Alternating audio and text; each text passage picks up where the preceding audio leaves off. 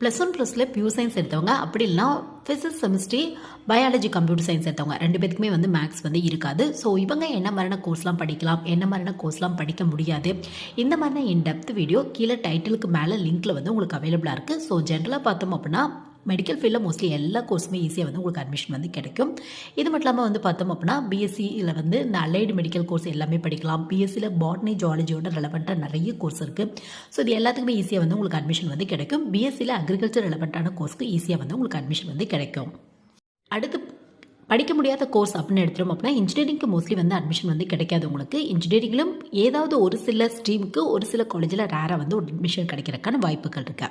இது மட்டும் இல்லாமல் பிபிஏ, பிசிஎல்லாம் மோஸ்ட்லி வந்து படிக்க முடியாது. பிகாம்க்கு அட்மிஷன் வந்து கிடைக்காது. பிஏ பொறுத்தவரை நீங்கள் எடுக்கிற ஸ்ட்ரீம் பேஸில் ஒரு சில காலேஜில் அட்மிஷன் கிடைக்கிறதுக்கான வாய்ப்புகள் இருக்கு. இன்ட்ரெஸ்ட் இருக்குது அப்படின்னா லா கோர்ஸ் கூட வந்து நீங்கள் படிக்கலாம். இன் டெப்த் வீடியோ வந்து உங்களுக்கு லிங்க்ல அவைலபிளாக இருக்குது. வேணும் அப்படின்னா வந்து செக் பண்ணி பார்த்து